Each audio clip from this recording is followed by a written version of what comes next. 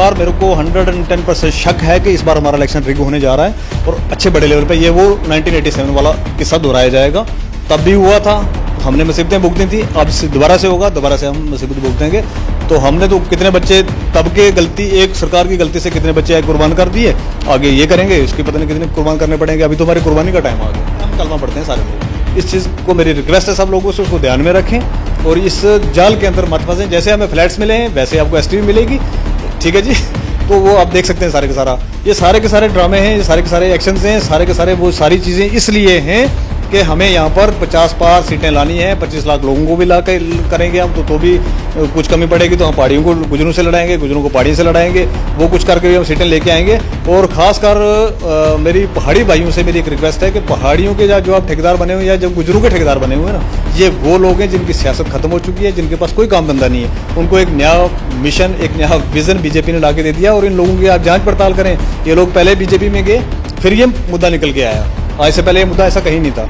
और उसके बाद अगर पहाड़ियों को, अगर आप कह रहे हो एसटी वालों को 10% की रिजर्वेशन, मैं कहता हूँ पहाड़ियों को 15% की दो, हमारे भाई हैं। आपको एसटी ही क्यों देनी है? किसी भी कैटेगरी में आप उनको, तो मतलब है कि रिजर्वेशन मिले, मतलब रिजर्वेशन से है ना, कि मतलब सिर्फ एसटी से मतलब नहीं है, मतलब है रिजर्वेशन से। इलेक्शन लड़ने से भी तो मतलब है। किसको? इलेक्शन पहाड़ी को रिजर्व हो गई। हाँ, नहीं, 9 सीटें अगर रिजर्व हुई तो उनकी भी रिजर्व करें आप। पहाड़ियों को अलग से कोटा दें, हमारी 9 है उनकी 15 करें। हम कहाँ मना कर रहे हैं? हम कहाँ मना कर रहे हैं? लेकिन वो वाली 9 तो होगी ना रिजर्व। वो वाली रिजर्व पहले से है, वो भी एक साजिश से बड़ी। मैं बताता हूँ आपको, एसटी की 9 सीटें रिजर्व करनी थी, वो सीटें कौन सी दी हैं? वो वही सीटें दी हैं। आप पिछले 25 साल 30 साल का रिकॉर्ड उठा के देख लो, वहाँ से एसटी कैंडिडेट आता रहा है हमेशा। मौका तो मिलता था पहाड़ियों को इलेक्शन लड़ने का। इलेक्शन लड़ने से क्या फायदा था? इलेक्शन लड़के तो और पैसा वेस्ट करते थे, बर्बाद करते थे। देख रहे हैं न्यूज़ सैर इंडिया, मैं हूँ अरफाजा मडैंग। आज की खास मुलाकात में हमारे साथ मौजूद हैं आम आदमी पार्टी सीनियर नेता सफ़ीर अहमद चौधरी साहब। सर, स्वागत है आपका न्यूज़ सैर इंडिया। बहुत बहुत शुक्रिया जी, बहुत बहुत शुक्रिया डैंग साहब, बहुत बहुत शुक्रिया आपका। सफ़ीर साहब, जिस तरह से कुछ दिन पहले एक प्रेस कॉन्फ्रेंस के माध्यम से चुनाव आयोग के द्वारा जो है एक प्रेस कॉन्फ्रेंस की गई, जिसमें ये कहा गया कि लगभग 25 लाख लोगों की संख्या बताई गई, जिसमें बाहरी राज्यों के लोग भी उसमें आएंगे और यहाँ पे उनको अधिकार मिलेगा जम्मू कश्मीर में वोट करने का असेंबली इलेक्शंस में। उसके बाद से काफ़ी जो गर्माहट है वो आ चुकी है। अभी कुछ समय पहले जो है एक ऑल पार्टी मीटिंग जो है गुपकार अलायंस के द्वारा जो कश्मीर में हुई है, जिसमें भाजपा के सहयोगी दल जो शिवसेना किसी समय में रहे हुए हैं काफ़ी लंबे समय तक, उनके जो स्टेट अध्यक्ष हैं मुनीश साहनी जी, वो भी वहाँ पे मौजूद थे और उनका ये कहना है कि जम्मू कश्मीर की पब्लिक के लिए, लोगों के लिए जो भी संभव कदम होगा वो हम उठाएंगे। कैसे देखते हैं इस फैसले को? आम आदमी पार्टी का क्या स्टैंड है इस पर? देखिए, इस पर मैं एक चीज़ बताऊँ आपको कि 25 लाख ही हैं। मुझे तो ये शक है कि 25 नहीं 50 हैं कहीं, क्योंकि जो बताई गई है वो 25 है। जो 25 बताई गई है, जो संख्या वो 25 बताई है, लेकिन जो ये बताते हैं वो तो होता नहीं है कभी। क्योंकि इन्होंने हमें 5 अगस्त 2019 को भी बताया था कि जी यहाँ पर हम इलेक्शन करवाने वाले हैं, इसलिए डिप्लॉयमेंट हो रही है। तो बाद में क्या निकला था वो आपने देखा था। तो ये 25 लाख अगर कहीं मिस्टेकनली बताया गया तो मेरे को शक है कि 40 लाख हैं, 35 लाख हैं, 50 लाख हैं। ये ऐसा हो सकता है, ऐसी पॉसिबिलिटीज़ लग रही हैं। उसकी इसलिए लग रही हैं क्योंकि भाजपा आज तक कह रही है 50 पार 50 पार 50 पार, जबकि जम्मू से एक सीट भी इनको आने वाली नहीं दिख रही है हमें ग्राउंड पर। लोग इतने त्रस्त हैं, मतलब हर चीज़ को लेके इस टाइम पे, एम्प्लॉयमेंट को, हमारे बच्चे रोज़गार ढूंढने वाले जो हैं वो दे के, इंटरव्यूज़ दे के, वो सारा कुछ करके फाइनल स्टेज पे आके तो वो पुल के आर पार बैठे हुए हैं। कल तो देखा आपने 144 भी वापस कर दिया, वहाँ पर 4-4 महीने से बैठ रहे हैं लोग। तो फिर वो 50 पार कहाँ से आने थे? ये 50 पार बिहार से, यूपी से, पता नहीं कहाँ से लोगों को उठा के लाना। वो लोग जो हमारा कल तक लेबर का काम हम करते थे यहाँ पर, तो उनको एज ए वोटर राइट दे के उनको तो हमारे ऊपर ये मसलत करने की कोशिश की जा रही है, और कुछ भी नहीं है। ये 25 नहीं होंगे, ज़्यादा होंगे। टाइम आने पे खुलेगा, क्योंकि इनका काम जो आज करते हैं तो 5-7-10 साल के बाद पता चलता है इनको कब क्या किया था इन्होंने। थोड़ा टाइम के बाद इलेक्शन आएगा, हमें पता चल जाएगा। तो ये 25 लाख जो इन्होंने बताएं, ये 25 लाख मेरे हिसाब से अब तक रजिस्टर कर चुके होंगे। ये तभी अनाउंस किया कि 25 लाख करने वाले हैं, क्योंकि पहले बताते तो शोशराबा हो जाना था। 25 तो रजिस्टर हो गए हैं, अब 25 एक और करने होंगे इन्होंने, क्योंकि 50,000 ये पर कंस्टिट्यूंसी छोड़ेंगे बाहर से वोटर ला के 50,000 लोगों को, तो तभी तो ये 50 पार जाएंगे। ऐसे तो जा नहीं सकते, ऐसे तो पॉसिबिलिटीज़ नहीं है। तो ये मुझे शक है। अब ये शक गवर्नमेंट क्लियर करे, कैसे क्लियर करे, इसके पीछे बहुत सारी चीज़ें हैं। जैसे हिंदुस्तान के अंदर ये कह रहे हैं कि 1950 का लॉ है जी, हमने बनाया, ये नेहरू ने बनाया, फलाने ने बनाया। हम कहते हैं ठीक है जी, लॉ बना हुआ था, तो हमारे लॉ ब्रेक हुए, 200 के आसपास लॉ हमारे स्टेट के ब्रेक हुए, तो उसमें एक लॉ ये भी इंटर किया जी, ये नेशनल लॉ है जी, इसको इम्प्लीमेंट करेंगे। ओके जी, इम्प्लीमेंट कर दें। लेकिन इसके अंदर हमें जो मतलब जो शक व शुबा है वो ये है कि कोई भी हिंदुस्तान का आदमी दूसरी जगह वोट कास्ट कर सकता है, लेकिन उसका पहले का जहाँ पर वोट है वो वहाँ से सरेंडर करना है उसने। तो कोई ऐसी एजेंसी, कोई ऐसा इनके पास वो है जिसे हमें बता सकें कि भाई वो पीछे से सरेंडर करके आया है? क्योंकि मैं एग्जांपल के तौर पर बताऊं कि हम जम्मू में हैं, पिछले 25-30 साल से जम्मू में हैं, और हमारा वोट कास्ट जो है हमारी अपनी कंस्टिट्यूंसी में है, पुंछ में, बहुत दूर है यहाँ से 300 किलोमीटर। तो 25 साल में यहाँ पर बहुत 5 बार 6 बार इलेक्शन भी हुआ, सारा कुछ हुआ, तो कभी हमें ये नहीं लगा कि हमें वहाँ से वोट सेंटर करके यहाँ देना चाहिए, कभी नहीं लगा हमें। और जो लोग साल के लिए, 2 साल के लिए, 3 साल के लिए, 5 साल के लिए मैक्सिमम लोग ये हैं जो आए हैं, चले जाएंगे। लेबर वाले तो मेरे को लगता नहीं है कि आज तक किसी को हमने 3-4 साल के बाद देखा हो। वो 3-4 साल काम करते हैं बेचारे, चले जाते हैं, फिर किसी दूसरे स्टेट में होते हैं। तो वो क्यों चाहेंगे कि अपने एरिया से सरेंडर करें वोट को और यहाँ दें? तो ये शक लगता है हमें कि वो सरेंडर करेंगे, नहीं करेंगे, इन लोगों को कैसे भर्ती करके लाया जाएगा, कौन लोग होंगे, ये बीजेपी के लोग होंगे, आरएसएस के लोग होंगे, किसके लोग होंगे? हमें इस पर बड़ा मतलब शक है इस पर। तो गवर्नमेंट इसको क्लियर करे, कैसे क्या करेगी? फिर भाई अगर बात करें हम, जिस तरह से 25 लाख जो लोगों की संख्या, जो एक फिगर बताई गई है चुनाव आयोग के द्वारा, और कानून यहाँ पे नाफिज अगर पूरे इंडिया का हो चुका है, उसमें किसी को भी कोई बुराई नहीं है, और भाजपा के नेता भी यही बात जो है बार बार दोहरा रहे हैं कि अब मतलब स्पेशल स्टेटस तो रहा नहीं, अब इंडिया के कानून यहाँ पे लागू होंगे। लेकिन उसमें भी, कानून में भी ये प्रावधान है कि कुछ समय जो है उन लोगों के द्वारा यहाँ पे बताया जाना चाहिए। और जिस तरह से रिफ्यूजीज़ की बात की जाती है, वाल्मीकि समाज की बात की जाती है, या गोरखा समाज की बात की जाती है, उन लोगों को उनका अधिकार मिले, उससे किसी को कोई दिक्कत नहीं है। जम्मू कश्मीर के किसी भी व्यक्ति को उससे कोई दिक्कत नहीं है। लेकिन संख्या जो बताई जा रही है उससे दिक्कत है कि ये 25 लाख लोग कहाँ से आएंगे, क्योंकि उनकी संख्या इतनी नहीं है। इस बात में मैं बता दूँ आपको, रेफ्यूजीज़ का हो गया, गोरखास का हो गया, या 1947 के बाद या 1965 में जो लोग पाकिस्तान से माइग्रेंट हो गया है, उनके साथ हमारी पूरी सहानुभूति है। हम चाहते हैं उनको राइट मिले। और एक तो चीज़ मैं ये भी कहूँगा कि भाई इनको अगर राइट आज तक कि यहाँ की पार्टीज ने नहीं दिया तो ये भी बहुत गलत किया, बहुत गलत किया। ये देना चाहिए था, क्योंकि अगर इन्होंने ये राइट उनको दे दिया होता ना तो आज ये मौका नहीं बनता।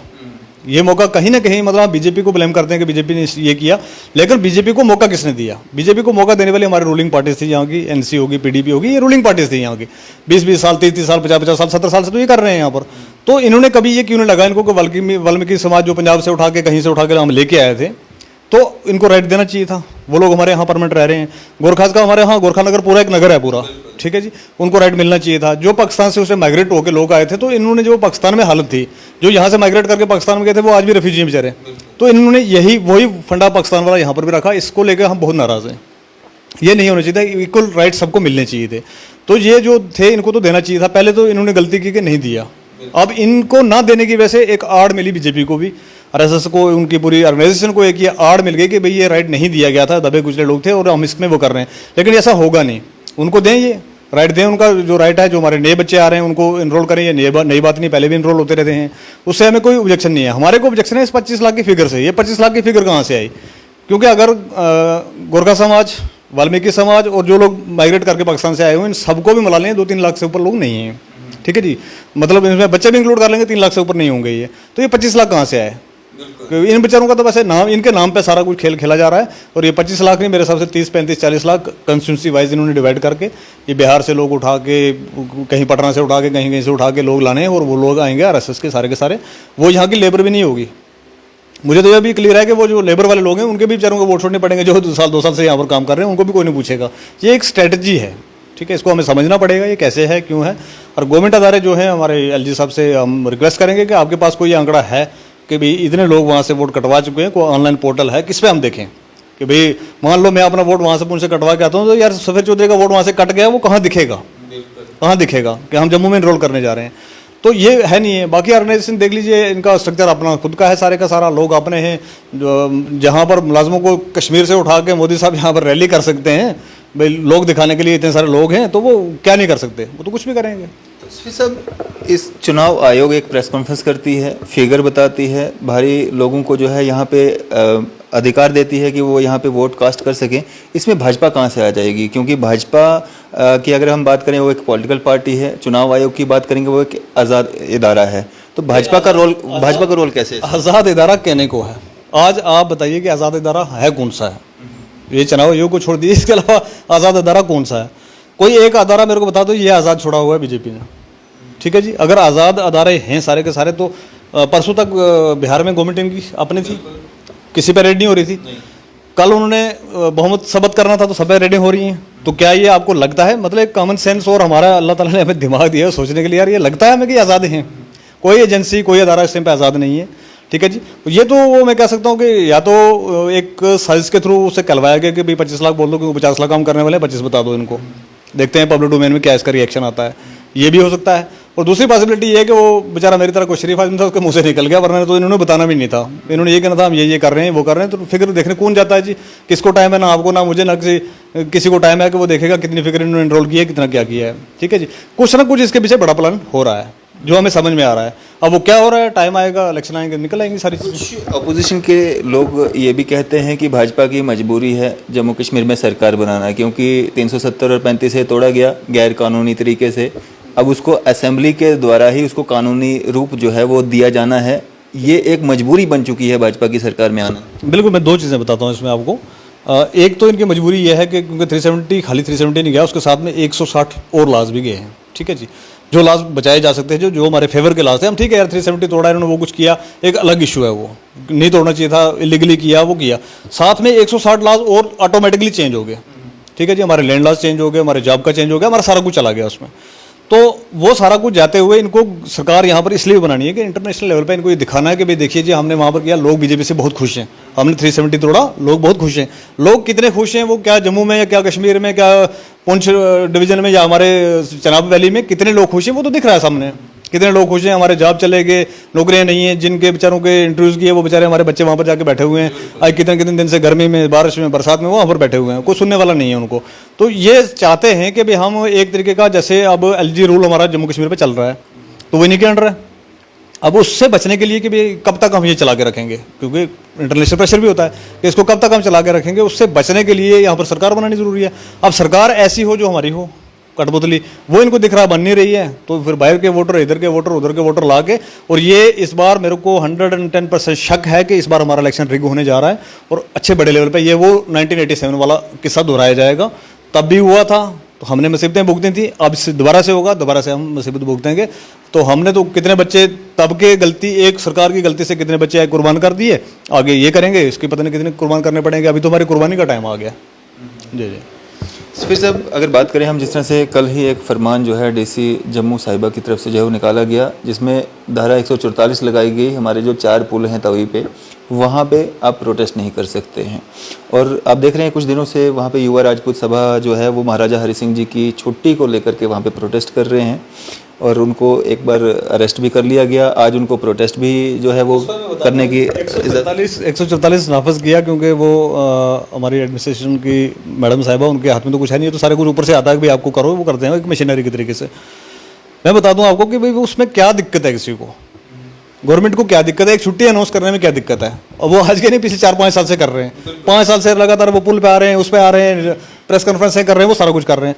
तो 5 साल में सिर्फ एक मुद्दा है यार, छुट्टी दे दो हमें। महाराजा से लोगों को प्यार है, लोग प्यार करते हैं उसको, ये महाराजा की स्टेट थी, तो एक छुट्टी देने में मैं बता रहा हूँ भाई कौन सा बिल लग रहा है इनका। एक छुट्टी देने में, उनके जन्मदिन पे अगर छुट्टी देनी है तो उस पर क्या कौन सा वो इनको बिल चढ़ रहा है। लेकिन ये नहीं करेंगे, क्योंकि ये नहीं करते हैं, ये वो काम कभी नहीं करेंगे जो पब्लिक की डिमांड होगी, जो पब्लिक के फायदे के लिए होगा, जो पब्लिक चाहती है वो ये कभी नहीं करेंगे। इनको अपने तरीके से करना, पता नहीं कौन सी आइडियोलॉजी कहाँ से क्या चीज़ें लिख के लेके आए हुए हैं, जब से इनके पास है ये कभी नहीं करेंगे। तो अब इनको पता था यार और तो कोई तरीका है नहीं है, मार काट चल रही है, जो इधर मारो उधर मारो ये करो, उसका भी लोग रिएक्शन करते हैं, बाद में मीडिया में आता है, आप जैसे लोग जो है इसको दिखा देते हैं, फिर वो चीज़ें जो ऊपर तक चली जाती हैं कि नहीं जी वहाँ पर पुलिस ने मार दिया आदमी को, वो कर दिया। बहुत सारे हमारे पीछे देखा था आपने, जितने भी ये टेलीविजन को बेचारों को कैसे घसीट के बुजुर्ग आदमी, वो देख रहा था मैं वीडियो में, तो किस तरीके से मारा है इन्होंने। तो अब उससे बचने के लिए क्या किया, ये 44 नाफिज कर दो, इस एरिया में आना जाना नहीं जी। कब तक, ये कौन सी डेमोक्रेसी है भाई कि भाई आप 144 नाफिज करके लोगों को बोलो स्ट्राइक ही नहीं करो। एक समझने की बात है, अगर आप मन से काम करने के लिए लोगों के लिए आए हैं, आप ये कहते हैं कि जी हम तो डेवलपमेंट कर रहे हैं जम्मू कश्मीर की, तो डेवलपमेंट ऐसी होती है क्या? एक ग्रुप हमारा पुल के उस पार बैठा होता है, एक ग्रुप इस पार बैठा था। हमारी कोई पार्क इस टाइम पे खाली नहीं जम्मू में जहाँ पर कोई ना कोई धरना नहीं चल रहा है। हमारा प्रेस क्लब के बाहर जगह नहीं बैठने की, ठीक है जी, वहाँ पर एक ग्रुप उठ के जाता है, दूसरा आगे बैठता है। तो क्या ये इस तरीके से चलती हैं सरकारें, या क्या इस तरीके से डेवलपमेंट होती है? और डेवलपमेंट का कोई एक काम गिनती करा के दिखा दें हमें, भाई ये डेवलपमेंट का किया हमारा, हमारे रोजगार छीन ली, ठीक है जी। हमारे डेली विजर्स बेचारे धक्के खा खा के रिटायरमेंट के नज़दीक चले गए हैं, तो कुछ मर गए हैं, तो बाकी के जो यहाँ पर पड़े हैं वो पुलिस के डंडे खा रहे हैं, ठीक है जी। हमारे फाइनेंस अकाउंट्स वाले बच्चे वो क्या कह रहे हैं, मतलब उनके लिए कोई सुनने के लिए तैयार नहीं है। वो क्या कह रहे हैं, वो ये कह रहे हैं कि भाई अगर आपको कहीं पर कोई लगता है गिल्टी, फिर जांच करो उसकी, बाकी वालों को जाने दो, सबको मत ये कराओ करो, क्योंकि उसमें बहुत सारे बच्चे ऐसे हैं जो एवरेज हो जाएंगे और 2 महीने के अधिकारी हैं जिन्होंने ये गलतियां की, उनके खिलाफ भी कार्रवाई करो ना। बाद। उनके खिलाफ उसकी सजा बच्चों को क्यों दे रहे हो? उनके खिलाफ कार्रवाई करेंगे नहीं ना, क्योंकि बेसिकली जो ये सारा धंधा जो चलता है ना, मतलब कहते हैं अंधा नगरी तो चौपट राज, ये चौपट राज जो चलता है चलता ऊपर से है। अदाकारी भी जो हमारे हैं यहाँ पर जो जिन्होंने ये कहते हैं कि भाई अगर किसी ने किया भी है तो गलती तो हुई है कहीं ना कहीं, तो वो गलती अगर की है किसी ने, किसी एजेंसी ने गलती किया एग्जाम कंडक्ट करने में या कुछ किया है, तो वो बगैर सरपरस्ती गवर्नमेंट की के नहीं हो सकता, पॉसिबल नहीं है। ठीक है जी, अगर गवर्नमेंट चाहे तो किसी की चप्पल जो है ना मस्जिद के बाहर से वो भी चोरी नहीं हो सकती है, अगर चाहे गवर्नमेंट तो। लेकिन जब वो मिली भगत होती है ऊपर से नीचे तक फिर करते हैं, फिर उनको बचाने के लिए हमारे बच्चों को आगे लगाया जाता है, और वही कर रहे हैं, आज वही हो रहा है। सर, ये जो ऑर्डर की हमने बात की थी, इस ऑर्डर के हिसाब से जो है इसमें जो हवाला दिया गया था कि सड़क बंद हो जाती है, जिससे आवाजाही जो है उसमें रुकावट आ जाती है, जिससे लोगों को जो है वहाँ पे सफ़र करना पड़ता है। इस कारण से जो है ये धारा 144 जो है वहाँ पे लगाई जा रही है। क्या ये वजह ये है, या वजह ये है कि लोगों की आवाज़ को जो है दबाने का एक माध्यम इसको बनाया गया है? वो आवाज़ को दबाने का माध्यम बनाया गया। अगर इनको वाकई में ही इनको ये खतरा है कि यहाँ पर वो रास्ता रुक जाएगा, ट्रैफिक जाम हो जाएगा, वो हो जाएगी, ये वाकई में इनको खतरा है, गवर्नमेंट को ये वाकई में खतरा, तो उनको एक वर्ड कहना है, एक प्रेस कॉन्फ्रेंस करके कि भाई हम फिर जांच कर रहे हैं, इतना टाइम लगेगा, आप अपने अपने घर जाइए, फिर जांच कर रहे हैं, जिन लोगों पर कुछ निकलेगा उनको हम नहीं जाने देंगे आगे, उनके ऊपर कार्रवाई की जाएगी, और जो लोग साफ इसमें से निकलेंगे उनको हम लेटर देंगे, वो जाके ज्वाइन करें। यही कहना है ना। इसको कहने के लिए कौन सा बिल लग रहा है इनका, लेकिन वो जो काम करने के लिए वो नहीं करेंगे। ये 144 नाफज करो, ये तो थोड़े दिनों तक आप वेट कर लीजिए, जैसे मतलब जिस तरीके से धरने हो रहे हैं प्रदर्शन, मेरे को लगता है ये तो पुलिस को तो छोड़ दो, अब ये घर घर शुरू हो जाएगा काम, हर घर के बाहर धरना शुरू हो जाएगा। प्रोटेस्ट करे ही ना, तो प्रोटेस्ट करे ही ना, तो फिर तारें लगेंगी, फिर वो सारा कुछ होगा। ये तो सारा कुछ होना है, इसमें तो कुछ कहा नहीं जा सकता, क्योंकि इन्होंने जो करना है वो कभी नहीं करेंगे। करना है, एक प्रेस कॉन्फ्रेंस करनी है, ठीक है जी। एलजी मोदी आए, बैठे, प्रेस कॉन्फ्रेंस करें, एक आश्वासन दें बच्चों को, भाई हम फिर जांच करवा रहे हैं, हमारी कमेटी बैठ गई है, आप इतने दिन का टाइम दे दीजिए हमें, इतने दिन के बाद जो फेयर होंगे लोग वो आगे जाएंगे, उनको ऑर्डर हम हैंड ओवर करेंगे, जो फेयर नहीं है उनको हम यहाँ से निकालेंगे और उनका हम उनके ऊपर कार्रवाई करेंगे। और कार्रवाई होनी चाहिए, बच्चों पे भी होनी चाहिए, उन अधिकारियों पे भी होनी चाहिए जिन्होंने ये काम किया है, जो इसके अंदर लिप्त हैं। लेकिन होगी नहीं, किसी पे नहीं कोई कार्रवाई नहीं होगी।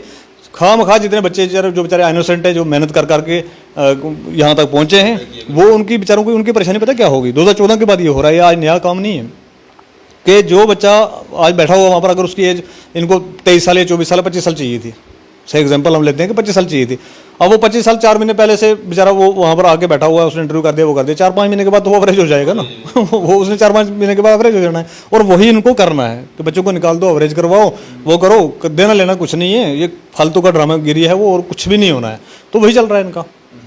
फिर सब अगर हम बात करें, जिस तरह से कश्मीरी पंडितों के लिए जो है काफ़ी सारे वादे किए गए, काफ़ी सारे सब्ज बाग दिखाए गए, और सरकार में आने से पहले जो है भाजपा ने बड़े सारे दावे किए थे कि इनका पुनर्निवास जो है वहाँ पे कश्मीर में वो किया जाएगा, इनको सिक्योरिटी प्रोवाइड की जाएगी, जो स्कीम के तहत इनको नौकरियाँ भी वहाँ पे दी गई, काफ़ी सारे लोगों को वहाँ पे नौकरियाँ लगाया भी गया, और वादा भी किया गया कि आपको सिक्योरिटी जो है वो प्रोवाइड की जाएगी। लेकिन टारगेट किलिंग इस तरह से हो रही है कि नाम पूछा जा रहा है पहले, उसके बाद उनको मारा जा रहा है। और वही लोग यहाँ पे जम्मू में पिछले लगभग 3 महीने से जो है प्रोटेस्ट पे बैठे हुए हैं, लेकिन सुनने वाला कोई नहीं है। देखिए, कश्मीरी पंडितों का तो यूज़ किया है हर किसी गवर्नमेंट ने अच्छे से। अभी तो पीछे कोई वो मूवी वाला भी आया था, 500-600 करोड़ वो भी छाप के चला गया, ठीक है जी। तो उसका तो मोदी जी बड़ा प्रचार कर रहे थे, ये जी सच दिखा दिया इसने। भाई साहब, सच वो नहीं, सच ये है जो हो रहा है। आज वो इतने दिन से स्ट्राइक पर बैठे हुए हैं, वो एरिया जो है, वो जोन जो है, वो डिस्टर्ब जोन है सारे का सारा, वहाँ पर लोग मारे जा रहे हैं। मतलब जान से बढ़ के तो किसी को कुछ नहीं, ना जान से बढ़ के ज़िंदगी है, वो अपनी नौकरी है, ना कुछ और है, ठीक है जी। जान है तो सब है। तो उनकी अगर नौकरियां किसी कैटेगरी के थ्रू आपने लगाई थी, यार ये लोग माइग्रेट हो गए यहाँ से, इस कारण से ये वापस आएंगे, कुछ होगा, तो अब जब हो रहा है, पहले तो आप उनको सिक्योरिटी प्रोवाइड करें। अगर आप उनको सिक्योरिटी नहीं दे सकते हैं, विफल सरकार है आपकी, आप नहीं ये कर सकते हैं, तो उनको ट्रांसफ़र करें बेचारों को, किसी सही जोन में, जम्मू में ट्रांसफ़र करेंगे, कहीं बाहर ट्रांसफ़र करें उनको, ठीक है जी, जहाँ पर वो अपना बेचारा सेफ रहें, रोजी रोटी का देखें, बच्चों का देखें अपना, और अपनी जान बची रहे उनकी।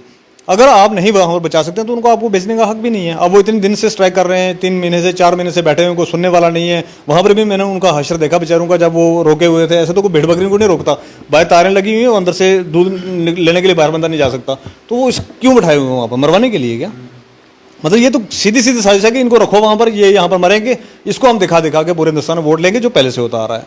देखो जी, हमारे जितने भी पैरामिलिट्री फोर्सेस के पहले नौजवान बेचारे गए हैं, उनके इन्होंने बैनर्स बना के लगवा के वोट खरीदे लिए हैं। इन्होंने बीजेपी ने हर हमारे खून के एक एक कतरे का ना उसका इन्होंने सूद वसूल किया लोगों से, वो दिखा दिखा के इन्होंने वोट लिए हैं और ये हर जगह में पावर में आए हैं।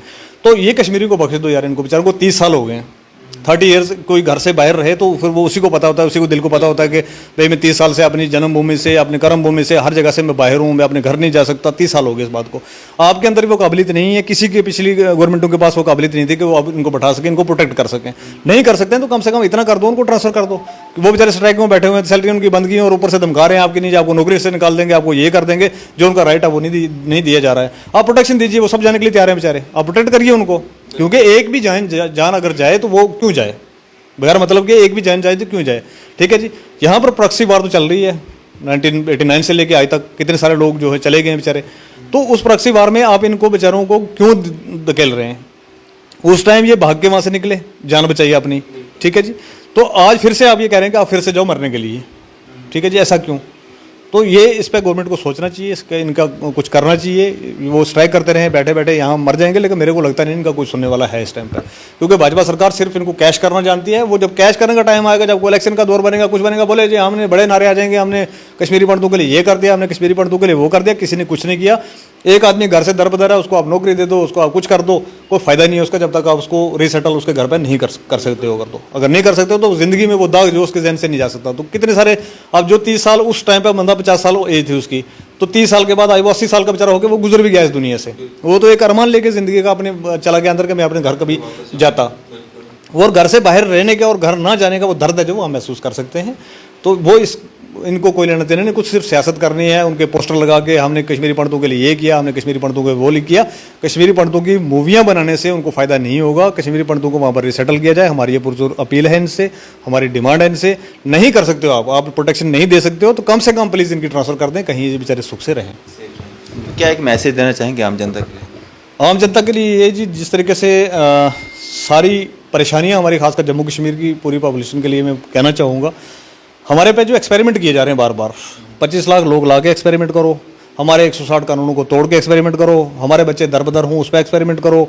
ठीक है जी, हम कंपटीशन कराएंगे आपका दिल्ली और वहाँ से। तो मेरा एक मैसेज है सब दुनिया के लिए कि आप सब चीज़ें देख रहे हैं, समझ रहे हैं, इसको समझिए, देखिए, परखिए। मैं नहीं कहूँगा कि आप भैया आम आदमी पार्टी के साथ आ जाइए, अब इन सारी चीज़ों को देखिए, आपका भविष्य में कौन क्या बेहतर कर सकता है।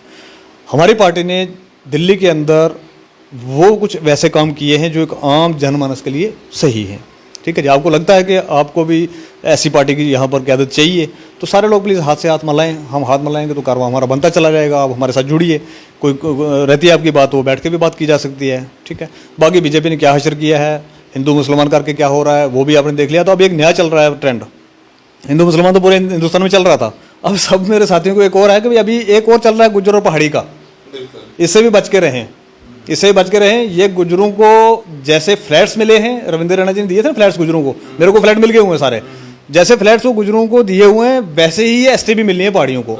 तो प्लीज़ डोंट डिवाइड, ये अंग्रेज़ों वाली चाल जो चल रही है, डिवाइड एंड रूल, क्योंकि ये शागिर्द हैं, ये बीजेपी है ना, जो आरएसएस, ये शागिर्द है अंग्रेज़ों की, क्योंकि ये तब उनकी तलवे चढ़ते थे, गुलामी करते थे। ठीक है। तो ये शागिर्द हैं, उनको इन्होंने वहाँ से सीखा होगा कि डिवाइड करके कैसे रूल किया जाता है। पूरे हिंदुस्तान में डिवाइड करके रूल कर रहे हैं, वहाँ पर हिंदू मुसलमान का बहुत बड़ा बनाया हुआ, पता नहीं क्या कर दिया हमने, तो हिंदुओं के लिए क्या कर दिया और मुसलमानों के लिए क्या कर दिया। ठीक है जी। तो वो चल रहा है वहाँ पर। अभी जम्मू कश्मीर में वो चलना थोड़ा सा मुश्किल था क्योंकि सिंगल पॉपुलेशन थी, तो थोड़ी दिक्कत थी। तो आप लोगों को एक चीज़ का ध्यान रखना चाहिए, भाई हम एसटी नॉन एसटी फलाना डमकाना बाद में हैं, पहले हम कलमा पढ़ते हैं सारे लोग। इस चीज़ को मेरी रिक्वेस्ट है सब लोगों से, उसको ध्यान में रखें और इस जाल के अंदर मत फंसें। जैसे हमें फ्लैट्स मिले हैं वैसे आपको एसटी भी मिलेगी। ठीक है जी। तो वो आप देख सकते हैं सारे के सारा, ये सारे के सारे ड्रामे हैं, ये सारे के सारे एक्शंस हैं, सारे के सारे वो सारी चीज़ें इसलिए हैं कि हमें यहाँ पर 50 पार सीटें लानी है, 25 लाख लोगों को भी ला के करेंगे हम तो भी कुछ कमी पड़ेगी, तो हम पहाड़ियों को गुजरों से लड़ाएंगे, गुजरों को पहाड़ी से लड़ाएंगे, वो कुछ करके भी हम सीटें लेके आएंगे। और ख़ासकर मेरी पहाड़ी भाइयों से मेरी एक रिक्वेस्ट है कि पहाड़ियों के जो आप ठेकेदार बने हुए या जो गुजरों के ठेकेदार बने हुए हैं ना, ये वो लोग हैं जिनकी सियासत खत्म हो चुकी है, जिनके पास कोई काम धंधा नहीं है। उनको एक नया मिशन, एक नया विज़न बीजेपी ने ला के दे दिया और इन लोगों की आप जाँच पड़ताल करें। ये लोग पहले बीजेपी में गए, फिर ये मुद्दा निकल के आया, आज से पहले ये मुद्दा ऐसा कहीं नहीं था। और उसके बाद अगर पहाड़ियों को, अगर आप कह रहे हो यार एसटी वालों को 10% की रिजर्वेशन है, मैं कहता हूँ पहाड़ियों को 15% की दो, हमारे भाई हैं, आपको एसटी ही क्यों देनी है? किसी भी कैटेगरी में आप उनको तो मतलब है कि रिजर्वेशन मिले, मतलब रिजर्वेशन से है ना, कि मतलब सिर्फ एसटी से मतलब नहीं है, मतलब है रिजर्वेशन से।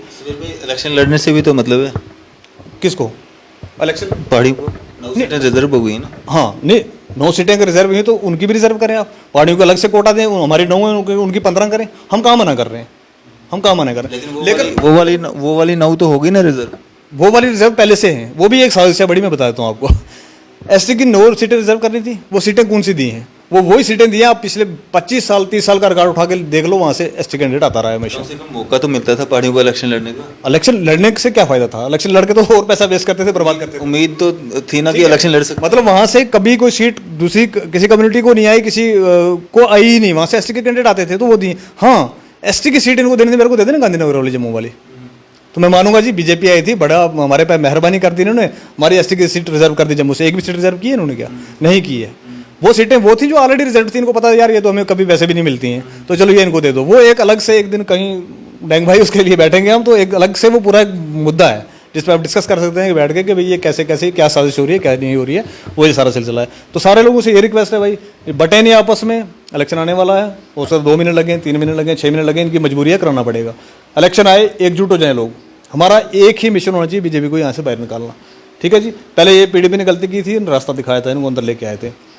और कुछ लोग थे हमारे जो लड्डू बांट रहे थे, कुछ लोग थे कि बीजेपी आएगी तो हमारी बड़ी प्रोग्रेस हो जाएगी। उन लोगों को आई प्रोग्रेस का पता चल गया है, दुकानें कर रहे थे, दुकानें बंद हो गई हैं, कोई और काम कर रहे थे वो बंद हो गया सारे का सारा, अब मरने पे आ गए हैं। एक चीज़ का ध्यान रखें कि भाई परेशानी ये उन लोगों के लिए जिनका एक घर नीचे, दूसरा उसके ऊपर, तीसरा उसके ऊपर है। हमारे लोगों के लिए ना कल परेशानी थी ना आज है। आज भी मक्की की रोटी और लस्सी हमें घर पे मिलती है, और हम चले जाएंगे तो नहीं भी कुछ होगा तो चला लेंगे अपना जीवन। लेकिन आप लोगों को, शहर वाले लोगों को सोचना, जो इसको बला को अंदर खींच के लेके आए थे, इसको बला को खींच के वापस भी करना आप ही की रिस्पॉन्सिबिलिटी है, और इसको प्लीज़ करिए।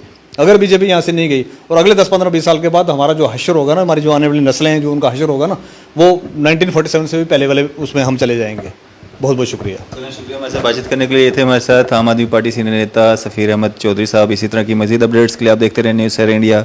मैं और फाज़ा मडैंग, कैमरामैन शाहनवाज के साथ।